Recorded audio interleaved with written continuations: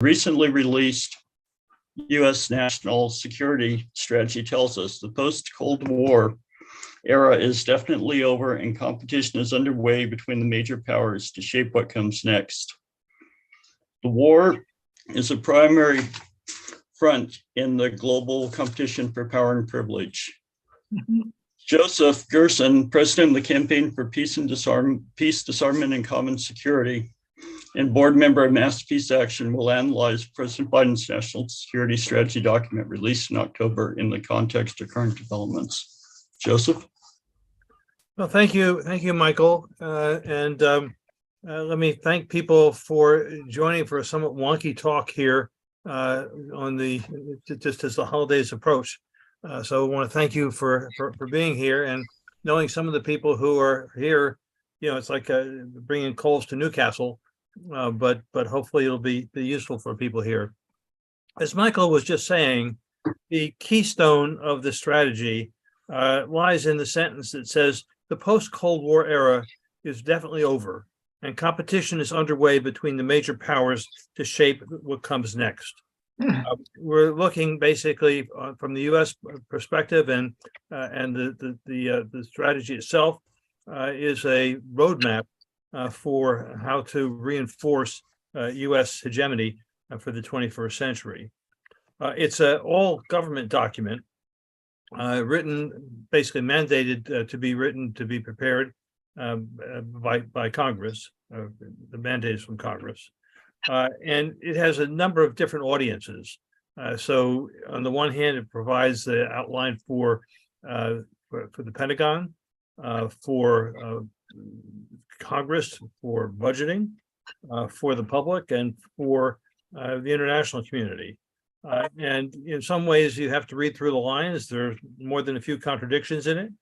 But nonetheless, it provides us with a sense of where the Biden administration and the governing elite want to take us. It describes the period we're in as a decisive decade to advance America's interests, and one in which the U.S. is committed to outmaneuvering our geopolitical competitors. It is functionally a mandate for the 21st century Cold Wars. I need to stress that. It's outlined and is a mandate for 21st century Cold Wars. And while in a lot of ways there's continuity here, it can also be read as a document as determinative in terms of future policy, as NSC 48 was in crystallizing the Cold War back in 1949. I want to say a few words about context before going into the particulars here. There are elements here which reflect deep U.S. culture and structural elements. Back when I was a sophomore at Georgetown University's School of Foreign Service, along with a guy named Bill Clinton, on the first day of class, international relations, Professor Ello had this to say, in maybe the second sentence after greeting us. He said, "The study of international relations is analogous to studying the rules of the game among mafia families." Well, international relations can certainly be practiced in different ways.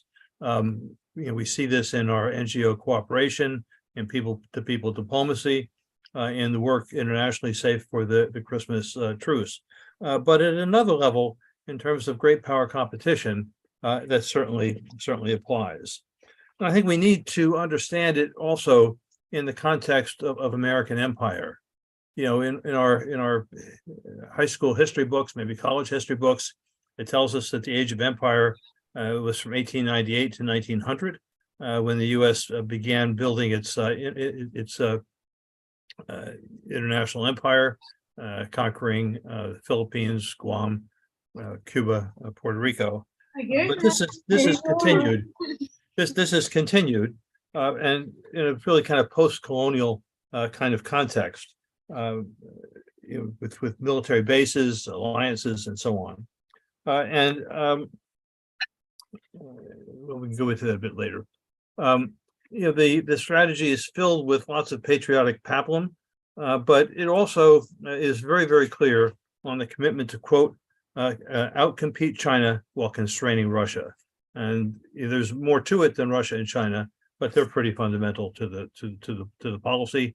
to planning to the budget that was just in the process of being passed in Congress.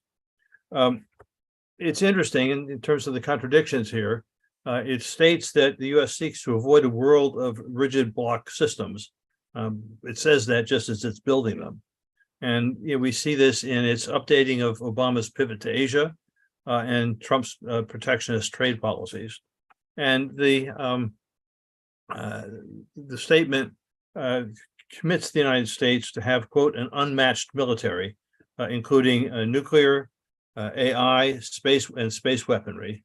And it basically is a way of reinforcing Biden's boast shortly after he came to power that America is back. It basically describes the world that the U.S. is facing and why it's facing it. It describes the most pressing. This is a quote: "The most pressing strategic challenge facing our vision is from powers that lay authoritarian governance with revisionist foreign policy, that poses a challenge to international peace and stability, and that practice aggressions and leverage technology and supply chains for coercion and repression." And while this is in part true, if you look at American history, you'll find the United States has done much the same. There's also an interesting quote that reflects some of the steel behind this, or some of the gunpowder. It says, "We are experienced in using and applying our power in combination with our allies and partners. We are experienced in using and applying our power." It's worth noting that some years ago, Samuel Huntington said that really one of the critical foundations of U.S. power and influence was our unique ability to apply coercive force. And this needs to be understood. It goes on to say that economically and militarily, the U.S. and its allies can shape the environment in which China and Russia make its policies and its decisions. And clearly, as Michael was saying, I'm quoting from an article, that the Ukraine war is being fought at this point, to reinforce U.S. global dominance. And we see the $858 billion Pentagon budget as consistent and a manifestation of the strategic plan. I'm going to skip over talking about the Ukraine war. We can come back to it later in Q&A. I'll make some references to it a little bit later. The strategy is clear that Russia is a near-term challenge, while China is seen as the medium and longer-term pacing competitor. It states that the PRC presents America's most consequential geopolitical challenge, and notes that China and Russia are aligned. But it says that the China threat in this decisive decade is because it's the only competitor with both the intent to reshape the international order and increasingly the economic, diplomatic, military, and technological power to do so. We need to remember that the so-called international order or disorder, it was largely laid down by the United States with some help from its allies following the Second World War. So it's an 80-year-old system. And we need to understand that China, which was then, 80 years ago, a devastated and very poor country, had almost no say in establishing that order. And now, as every other emerging great power does, it's attempting to bend the system toward meeting what its elite perceives to be their national and vital interest. So we have, we're in the context now of inevitable tensions between rising and declining powers. The Chinese military is described as, quote, increasingly capable in the Indo-Pacific and growing in strength and reach globally. The statement warns that Beijing is has the technological capacity and diplomatic influence to advance its interests at the expense of others, and others might be seen as the United States. In the context of all of this, and there's certainly many allusions to it, technological primacy is understood to be determinative for military and economic power. And in turn, that technological development and advancement grows out of economic strength. And in response to this, we see in the strategy, and then in Biden's budgets, massive investments in cyberspace, missile defeat, AI, and quantum systems. So I'll go on for that in a little bit more in a minute. For China, the strategy is essentially in two parts. The first part is massive investments to revitalize the U.S. economy and technological innovation. And the second element, of course, is deepening the military, economic and technological alignment with U.S. allies and partners. I think one thing that's interesting is to understand that, we don't think of the United States, or most people don't think of the United States in terms of being an empire. But what's unique in terms of the U.S. empire is its alliance systems. In some ways, they're often neocolonial, or reflect simply mutual interests of often states that the United States helped create, like Japan and Germany. But it's this combined power that really augments what the United States has. In terms of the first part of this strategy, the strategy says that the U.S. is, quote, implementing modern industrial and innovation strategy to outcompete China. And as a way of fulfilling this goal, this commitment, we had the $560 billion boost for the U.S. economy, which was reinforced by a $52 billion subsidy for the U.S. semiconductor and high-tech industry. So I think we have to understand that the Biden administration, especially in its second year, has really made some fairly major transformations that not only will define domestic life here in the United States, but also internationally. And the Chinese are doing their versions of this. The statement also states that in the light of the Ukraine war, we have the highlighting of, quote, the need for criticality of a vibrant defense industrial base. And we've seen Biden talking about this in the last couple of days. And again, that's part of the rationale for the massive increase in U.S. military spending. On the other side, in terms of containment, I think we need to understand that the strategy seeks to reinforce what have been 4 generations of U.S. Asia-Pacific hegemony. And again, kind of reframing our way of looking at things, while the Second World War in Europe was won against fascism and Nazism, in Asia-Pacific, it was a war between contending empires, Japan, Britain, and the United States.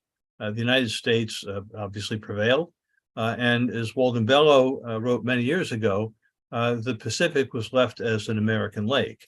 Well, with China rising, the effort here is to reinforce U.S. control, and we saw this certainly with Obama's pivot. So if you look at the budget of the NDAA that's about to be integrated into the overall $1.7 trillion spending bill, you'll see that there's money there for 11 new warships because really control of the seas as well as air and space are fairly central. To reinforce U.S. military control, the strategy is just very, very clear about the importance of U.S. alliances.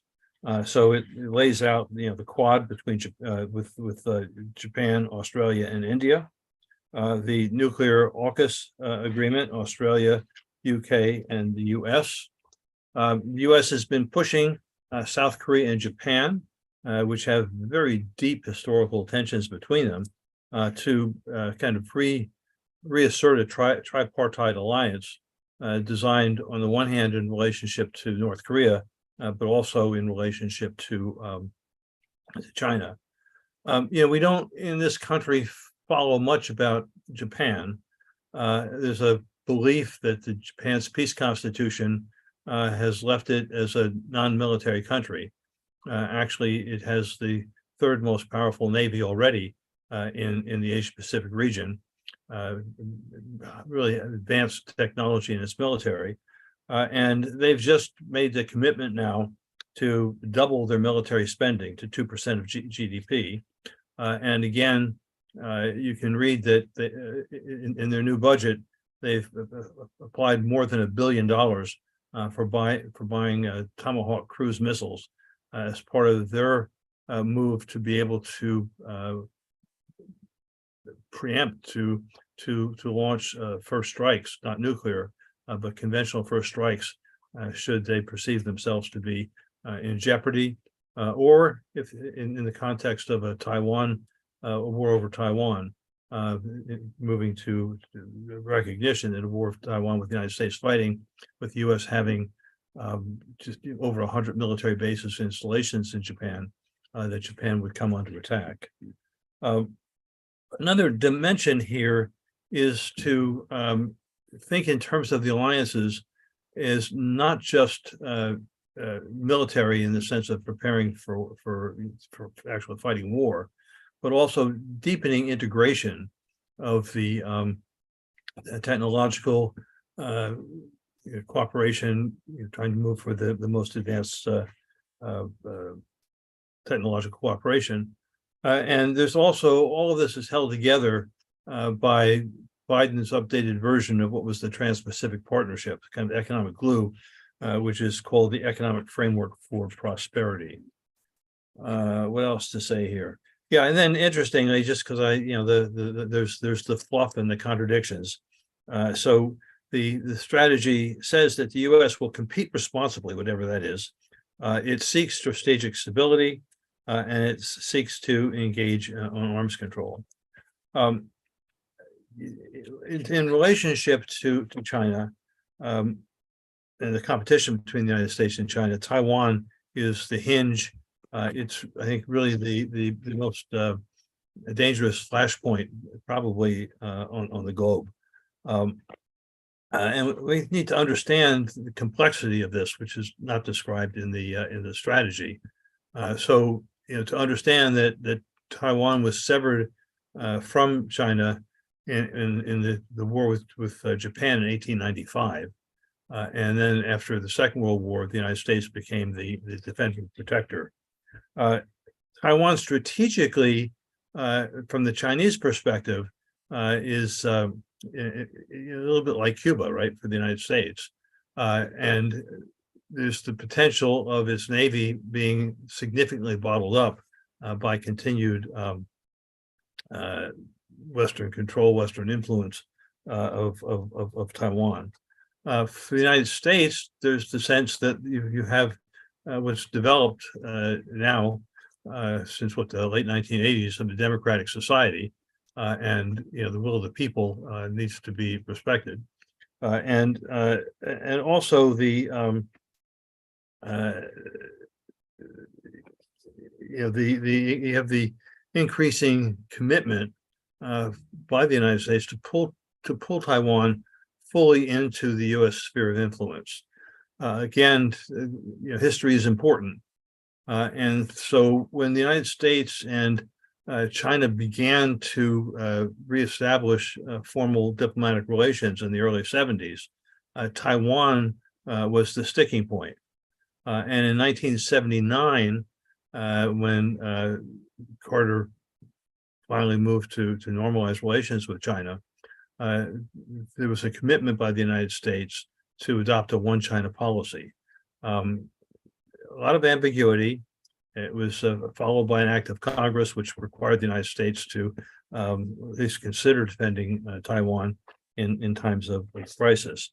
But what we have in the beginning of the late part of the Trump administration, and now certainly with Biden, has been, despite the continuing, and you'll see it in the strategy, the continuing commitment to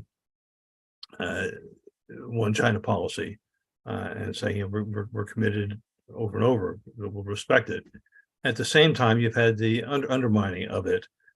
Trump sending high-level delegations from his administration to meet with Taiwanese leaders. When Biden was inaugurated, for the first time, the kind of pseudo ambassador from Taiwan was invited to attend. We've had the massive arms sales. We had the Pelosi delegation, and I will say that at the moment there's just great fear that when the Republicans are ruling in the House, come the April vacation, McCarthy or whoever it is who's the speaker will lead an even larger delegation to Taiwan and give us another Taiwan crisis. So we've got that. There are other issues that are there besides Taiwan, and they're referenced in the strategy, sometimes indirectly. So you have a Japanese-Chinese tension over the uninhabited Senkaku Diaoyu islets in the East China Sea between Japan and China, heavily militarized on both sides, all kinds of provocations, and the U.S. Is by treaty committed to come to Japan's aid in the context of a possible war. And then beyond that, you know, further south is the competition for control of the sea lanes and the resources of the South China, or what the Filipinos would call the West Philippine Sea. This is not a isolated patch of water. About 40% of world trade goes over it, and a critical part of that trade is the oil and fuel from the Middle East that fuels the Chinese, Japanese, and other East Asian economies. So it's really quite critical. There's also obviously the tensions around North Korea. On the one hand, there's north-south tensions, but also the U.S. and Japan are part of that confrontation as well. And as I mentioned before, Japan is increasingly committed to acquiring a non-nuclear first strike capacity. And you'll also see that critical when the national security strategy was released, within a couple of days, they also released the nuclear posture review, at least the public version of it, and also the missile defense policy. And they're both referenced in the strategy. And missile defenses have been really quite critical in relationship to both China and North Korea, and not particularly loved by either of them. Turning then to Russia and NATO. The Biden strategy says that Russia now poses an immediate and persistent threat to international peace and stability. This is true, but Anatol Lieven at the Quincy Institute has also written that there's, as in the case of World War I, more than a little bit of ambiguity, moral ambiguity to go around. It's interesting. I'm reading Anatoly Dobrynyan's memoirs, written in 1995, and this period, the time of really common security diplomacy in much of Europe, he wrote that there really is no threat, no problems in U.S. Russian relations. Well, that's hardly the case now. I'm going to skip over the precipitating causes of Russia's invasion. Well, I will say that there are essentially three. On the one hand, the expansion of NATO to Russia's borders. There was the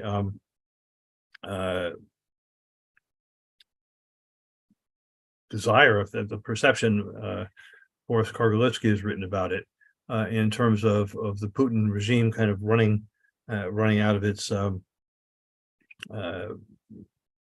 kind of its legitimacy, its vision, and so the war party moving to shake up Russian political society. And then, of course, there is the reality of Russian imperialism, which goes back quite a ways. It's worth noting, in terms of the struggle over what the future is going to be, that, what was it, in December of 2021, before the Russian invasion, Russia put forward a draft treaty for consideration by the West. That treaty not only would have required that NATO not become a member of NATO, which was not about to happen anyhow, but it also would have required NATO to withdraw its forces from 11 of the NATO countries, which is kind of a non-starter, but also a reflection, I think, of Moscow's ambitions. What do I want to say here? And then also, again, with the wonderful contradictions here, the Biden strategy wants it both ways. Clearly, the Biden administration is committed to weakening Russia, but at the same time, it says it wants strategic stability. Well, that stability is shot, and a priority for our movements over time is going to be to rebuild it. I don't want to go on too long here.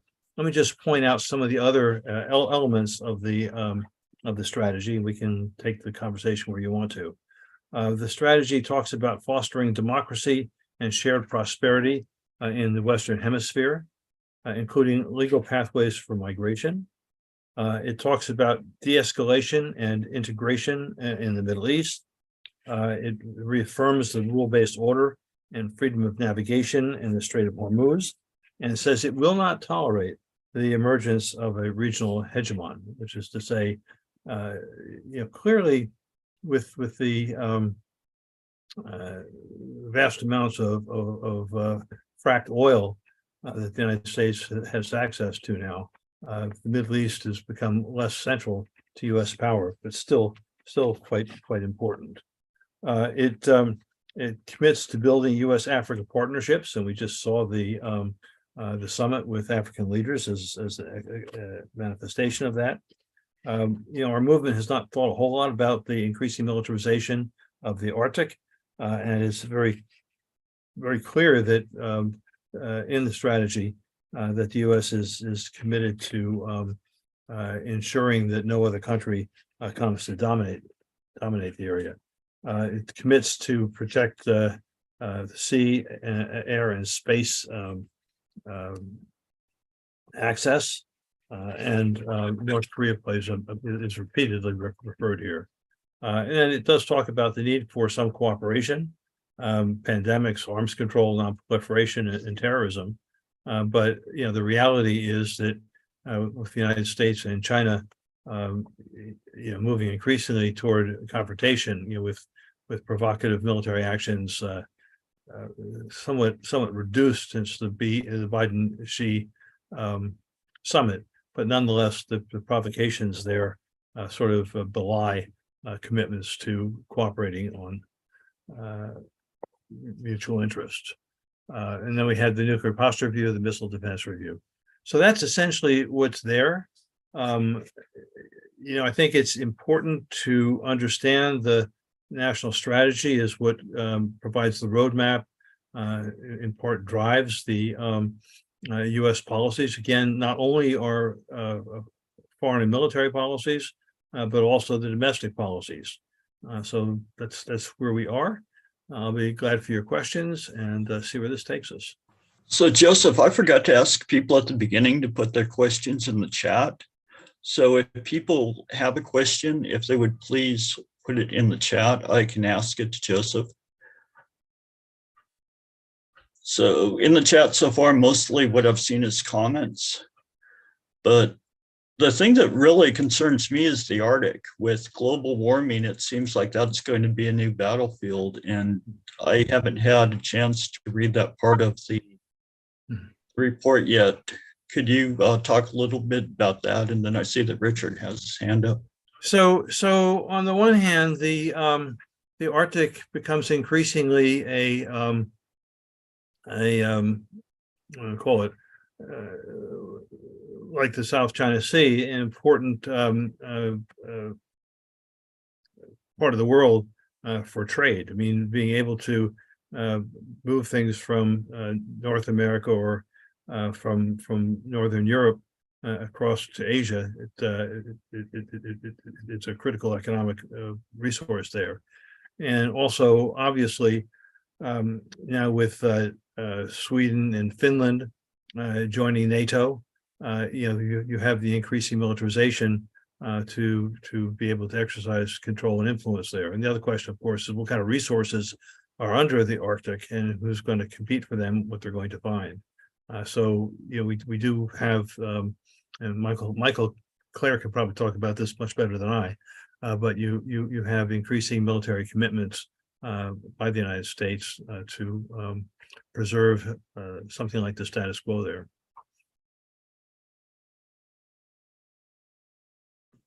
Okay, so if Michael was going to respond, he needs to be unmuted. If not, I have a few questions in the chat. So let me ask those questions first here. Let me see if I can Do you want me to read unmute them. Michael? Oh, sorry. Should I unmute Michael or? Yeah, if you could. You also can, but I won't. Oh, Well, I thought I okay. could. Wait a minute. Okay, I guess I have to click and say ask to unmute Michael. Oh, well, that's kind of you to bring me into this discussion. The Arctic is described as a region of contestation in the national security doctrine, and the Pentagon's version of that, which is called the National Defense Strategy, issued more or less simultaneously. The Arctic is important, as Joseph noted, because of the resources there, but also as if you look at the Earth from above, rather than sideways, as we always do, you see that Russia and the United States are much closer to each other than we normally think of. Across the Arctic, they're relatively close. So from a nuclear war point of view, a military preparation point of view, this has become a very important area. And the US and NATO have targeted Russia's nuclear forces, many of which are based in the Arctic region as a prime target in the event of a conflict. And this has therefore made the Arctic a area of strategic contestation. Thank you, Michael. Actually, Okay, just by way of some background, maybe 40 years ago, we had a struggle here in Boston when there was an effort to create a nuclear armed fleet designed to move to the North Atlantic in order to threaten the Russian nuclear missiles and submarines up there on the Kola Peninsula. So it's a long history here, but it has accelerated now. So I have quite a few questions in the chat. So let me get back to the chat. Give me a second here.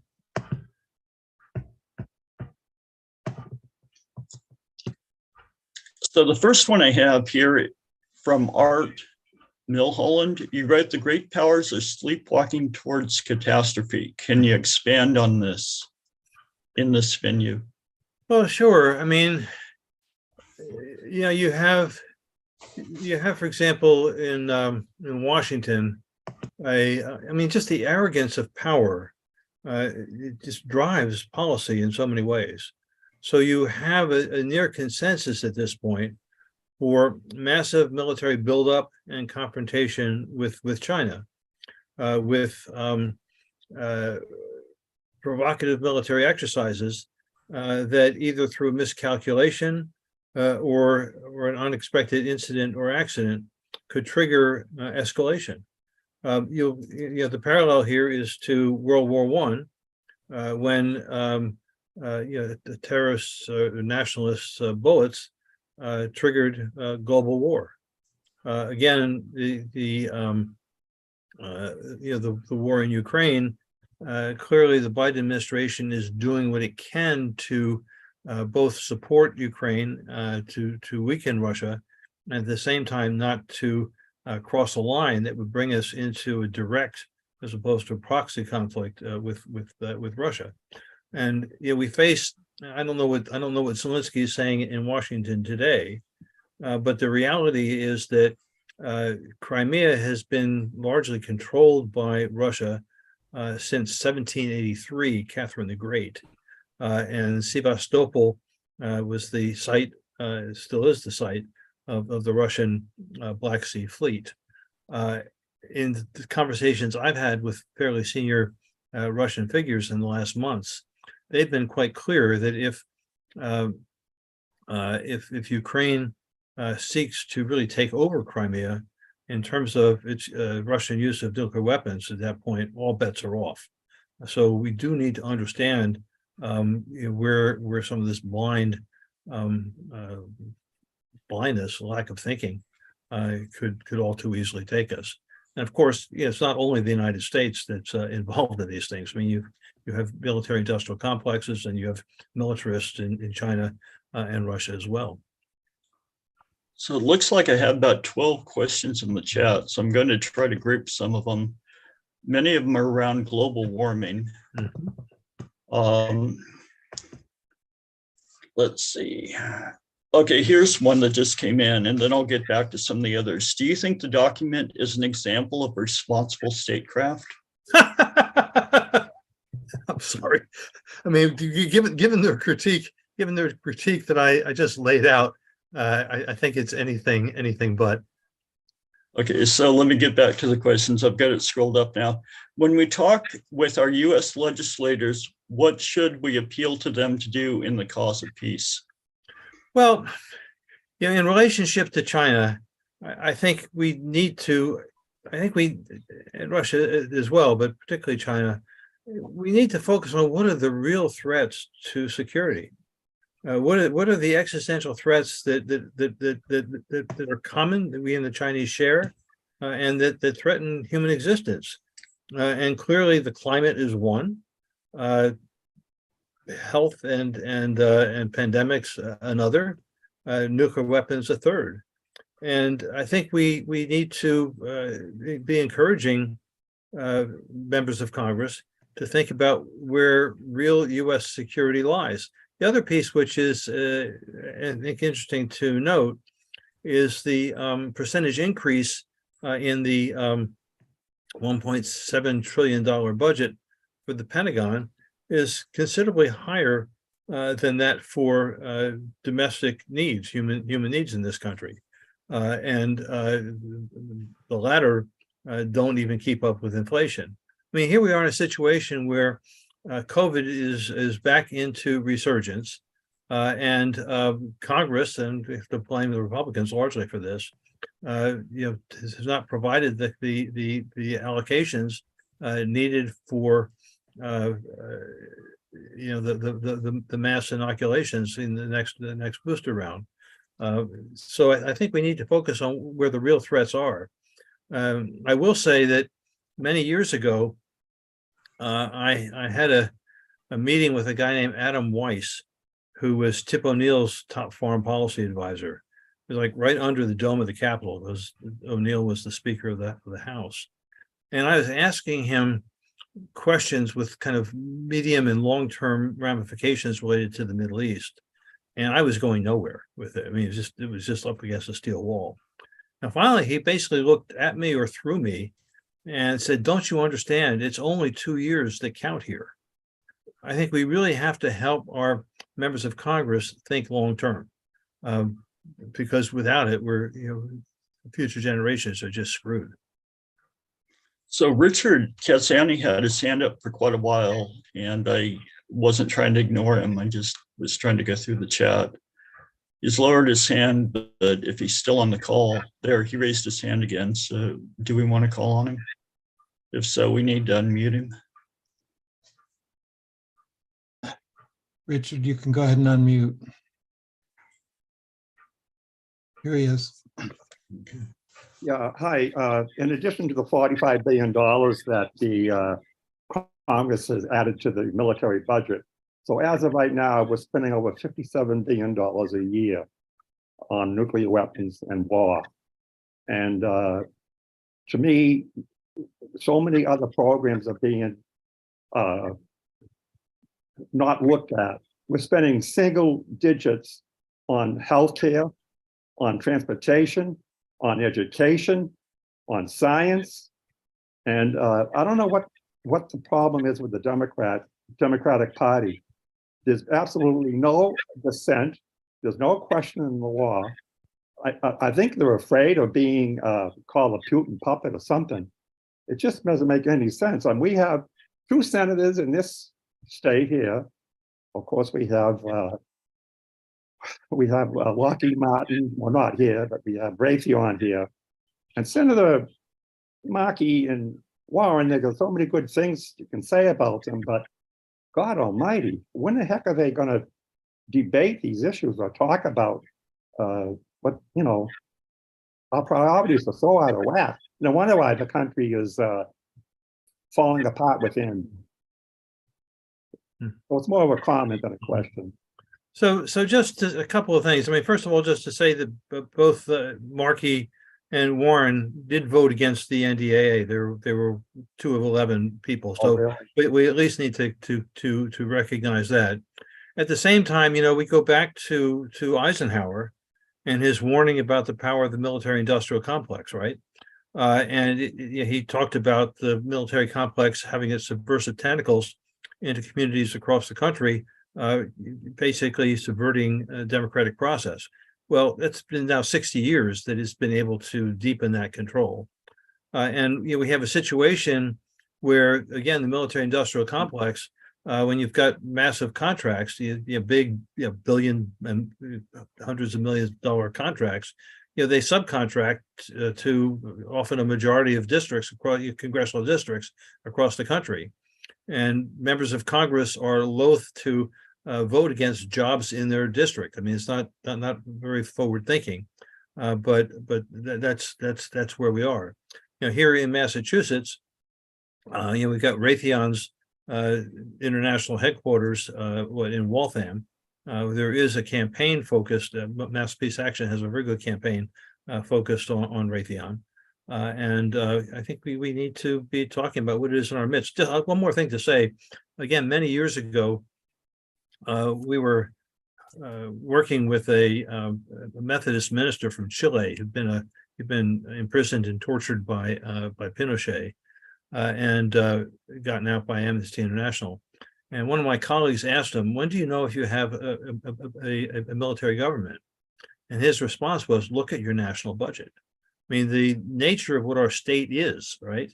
With its nuclear weapons, with its disregard ultimately for human survival, tells us something about where it is we live. So there's a question about the F-35, mostly in the way that it bonds people together throughout different congressional districts and maybe with different countries contributing parts. And I guess that'd be the same as the new secret fighter, I think the F-21 or whatever it's called, that was just unveiled. So can you comment on how the what do you call it, dividing the spending up or the contracting up in different areas provides a way to bond? Yeah, well, you know, I mean, you know, one of the places that the F-35 is to be based is in Vermont. And Bernie Sanders, who is so good in so many ways, right, has been supportive of that. You know, more jobs in the district. The other piece here we need to understand: the F-35 is dual capable. So you know, it is the primary weapon system being sold now to NATO allies, and you know, we have nuclear weapons based, you know, with the nuclear sharing with a number of NATO countries, and the F-35 is the bomber ultimately, or the fighter with bomber capability that will deliver those weapons. So it's also through the U.S. control of the F-35 technology and the sales. The F-35 is really central to holding together, bonding the alliance structure, the global alliance structure that the United States has. So that gets me to ask a question. So what I've heard when the allegations against China is that they're pilfering plans for weapons manufacturing. And I don't know if that's hyperbole or if there's a real concern there that China might be getting people to hack into the what do you call the computers? I assume it's true, right? You know, military spying and industrial spying, you know, are about as old as human civilization. I can remember at one point being at a conference in Ghent and being shown the remains of a very old textile factory. The Dutch textile factory was based on industrial spying in Britain, who were ahead of them. And the United States, look, the United States is deeply involved in this, and we need to appreciate that there are elements of cyber warfare going on all the time. And the United States is not only a victim of this, but it also does its part as well. And it's interesting in terms of our sense of vulnerability. We can read that in the days preceding the Russian invasion, there were cyber attacks directed against Ukraine's infrastructure. And the U.S. had done deep cooperation with the Ukrainians and was able to very severely limit it. Cyber warfare has really become a major dimension of where we live. One more thing to say about it, in conversations with Chinese physicists and security thinkers, one of the things that they have been urging is that we have negotiations leading to an agreement between the United States and China that neither side will attempt to hack their nuclear command and control, essentially making it impossible for them to launch and to be totally vulnerable to a first strike. So this is a deep concern. We need to take the dimension of cyber warfare on all sides very, very seriously, and it's a difficult one to be negotiating agreements around. There's a comment in the chat I thought was kind of interesting. The American spy who brought hydroelectric power back to the mills in New England was Francis Cabot Lowell. And I don't know how accurate that is, but it does kind of play on your point that there's been spying going on for generations. Kind of like the way that somebody brought the silkworms back to Europe, the Italian, when they explorers, Marco Polo or someone like that. Sure, exactly. But so we're scheduled to go on till 8, and so I'm trying to keep up with the chat. It looks like we have another hand raised, and let me check through the chat one more time. Oh, various limbs. I'm sorry, not hydroelectric. Let me throw a question to Joseph, Michael, while you're looking over the chat. Yeah. How does the national security strategy handle the question of multilateralism? How does it handle the question of a so-called rules-based international order? And how does it position U.S. national interests within global interests? Well, it's speaking out of both sides of its proverbial mouth. The repeated commitment is to respect and to reaffirm and to defend the rules-based order, right? I guess that includes the continuing negotiations with Saudi Arabia, the reaffirmation of the commitments and ties to Israel, even if it's defied the United Nations resolutions one time after the next, and is moving to having an unbelievably extremist government. So, who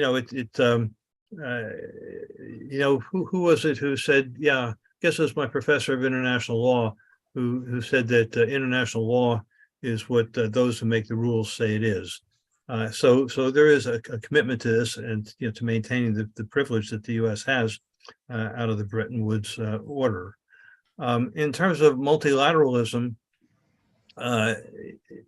there are certainly commitments made to respecting the United Nations, to climate negotiations, to participation in regional diplomatic structures like ASEAN, and so on. And certainly, the alliance structures are in their own way multilateral. But the national security statement is ultimately about maintaining U.S. power and influence in the world. To some extent, it's driven by people who have, you say, legitimate commitments to democracy, to national security, but at the same time, it's based on a structure of empire. So there was someone that commented in the chat. I know it's not really in this webinar's purview, but they mentioned about different spy techniques over the years. There was a Vault 7 that came out a few years ago and just talks about how the US spies above and beyond anybody's recollection of what it's doing. And so it seems like maybe we could just have a webinar on how the US goes behind the wall and spies on people. Yeah, well, I mean, again, this is it's inherent to great powers, and not only to great powers. This is one way in which governments and elites preserve their power. I mean, you have the whole situation now with the Israeli technology, which is being used by governments around the world. So it's having a webinar on it would be helpful. But I think we need to understand it not only in the U.S. context, but globally. So it looks like I have one person with their electronic hand up, and then one person with their actual hand up here.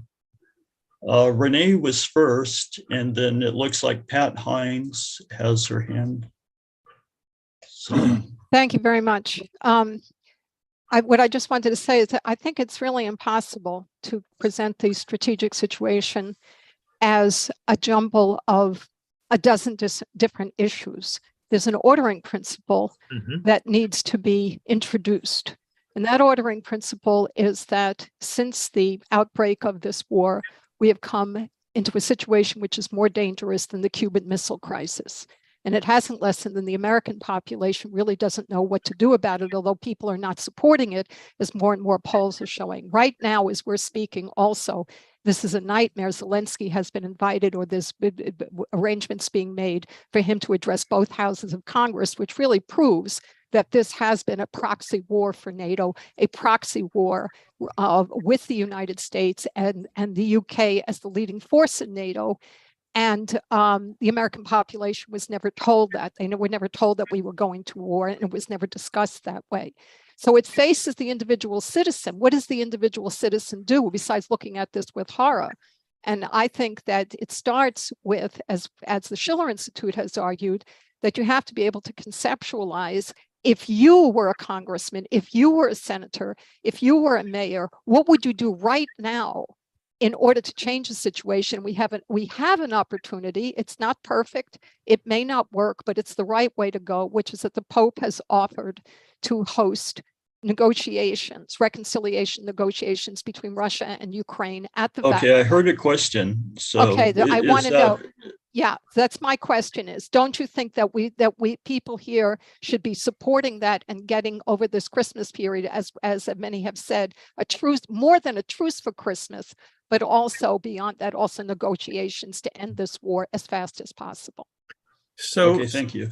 So just real quickly, there was a little bit of encouragement, not enough, but the Washington Post today published the report about 1,000 religious leaders calling for the Christmas truce. So that's one significant way to be sending a message to the power elite in Washington. Not enough, but it's an important step. And the hope there has been that, if you could get a ceasefire, it'd be the occasion for negotiations, which could be continued beyond. I mean, obviously, it's important for people to be pressing on their members of Congress with a call for ceasefire and negotiations. I'm not going to hold my breath at the moment that that's going to come anytime soon, but we need to continue mobilizing. In 1965, as the Vietnam War is heating up, which of course the American people didn't know much about, people began protesting early on and building, and we've got to do that. I think the other piece here, just in terms of structuring, and I tried to explain this in my talk, in terms of the national security statement, while it addresses a whole range of issues, it's really quite clear that its focus is on Russia as a near-term threat and China as the longer term, and that's what's going to be driving not only our military and foreign policies, but also our domestic policies as well. So, the peace movement, progressives have really not yet begun to wrap their heads around what the nature of the tensions with China, what the United States has been doing to inflame them, not different from, but not unlike what happened with NATO's expansion to Russia's borders. So I think we need to do a lot of quick learning. I will take a moment here for shameless promotion here and say there is an organization, a small operation called the Committee for Sane U.S.-China Policy. It has an absolutely great webpage, and people and been organizing webinars and making speakers available.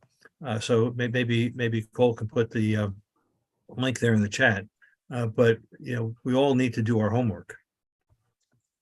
So before I have you wrap up, let me ask you about the adjacent countries like Iran, North Korea, Syria, Venezuela. How are they addressed in the national security strategy?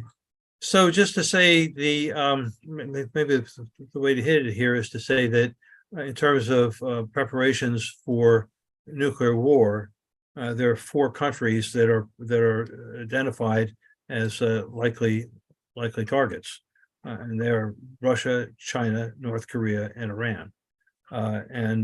Clearly, as I mentioned, in terms of maintaining the openness and transit of the Strait of Hormuz, and the opposition to the emergence of another regional hegemon in the Middle East, clearly Iran is a major point of concern and focus in the strategic statement.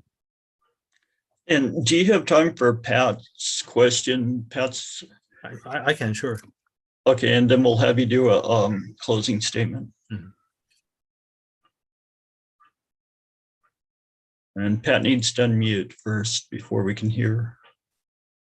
Is that Pat Fontes or what? Which Pat? Hines, H-Y-N-E-S. Okay. Go ahead, Pat. Okay. So my question is, how do you characterize the U.S. as a democracy at this point, given the economic inequality, the military budget, and its recent national security strategy, et cetera? And secondly, are there any possibilities for breakthroughs in insight in how to become a multipolar world? Mm-hmm. So Pat, let me first say that I just really have a lot of respect for the work that you do and the articles that you've written that I've read. So I want to say that first. Thank you. In terms of how I describe the United States as a democracy, I think for a long time I've been talking about what remains of American democracy. And the number of international reports and studies, say that the U.S. is only but so much of a democracy. I mean, in many ways, we've become, it's a merge, right? We have an oligarchy, we have a military-industrial complex, we have still some electoral agency. So it doesn't. I don't think it fits in a simple way, but I think the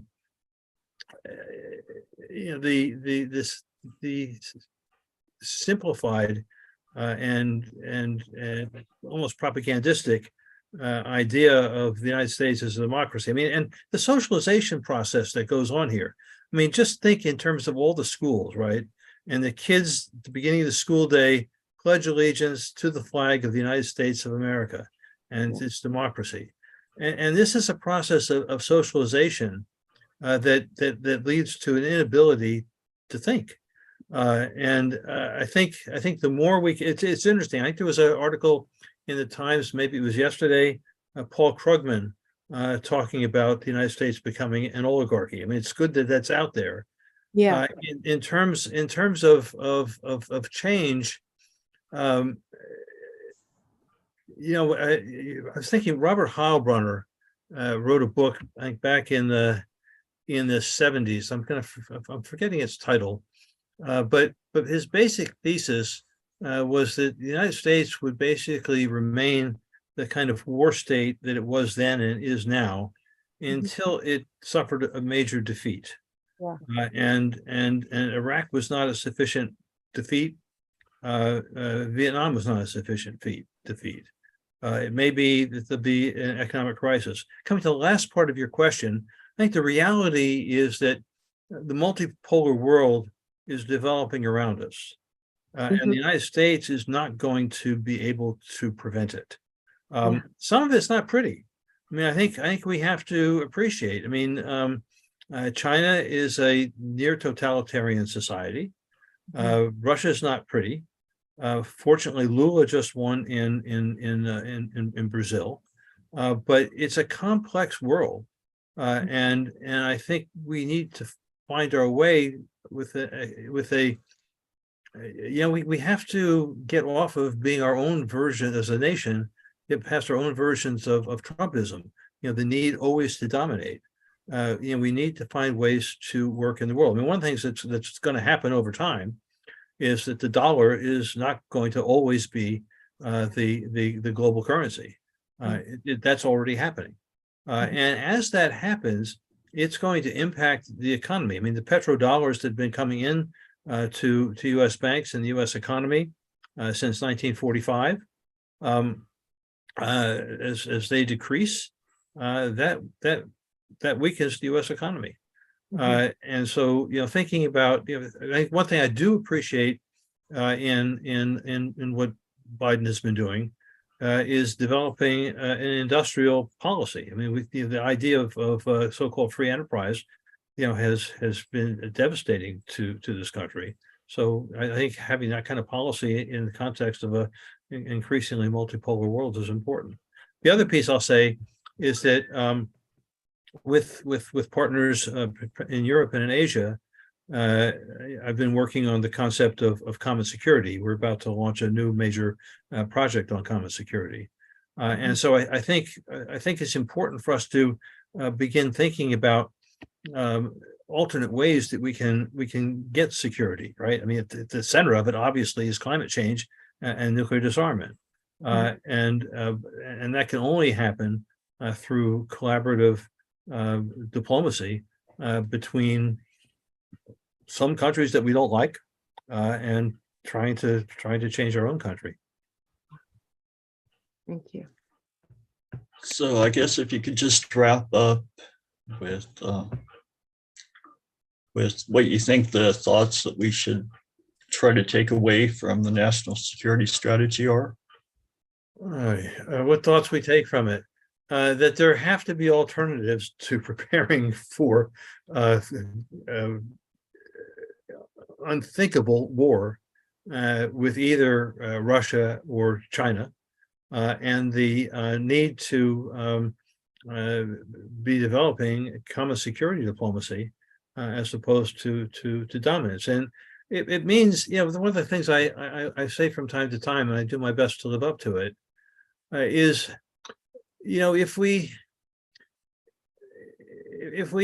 are really committed to the preciousness and the dignity of life, to people being able to live secure lives, if we're committed to our children and grandchildren having a future, if that's what's really important to us, then we need to live like that. That needs to be the basis of what we do on a day-to-day basis. I have the privilege. I've had the privilege. I worked with people who nonviolently resisted Nazi occupations in Europe. I was there in the 70s. or the A-bomb survivors from Japan, who all of whom understand the absolute need to do everything you can, everything within your power, to ensure human survival and human dignity. And I just would encourage people to think about that, to talk about it, and find the ways in their lives that they can practice that. Yeah. I'd muted myself. Sorry about that. Great. That's a great thought to end the webinar on. I appreciate that. Well, thank you, Michael. I've enjoyed working with you and otherwise, within the Mass Peace Action. Okay, so I think that's it for the evening. Okay, good night, everyone.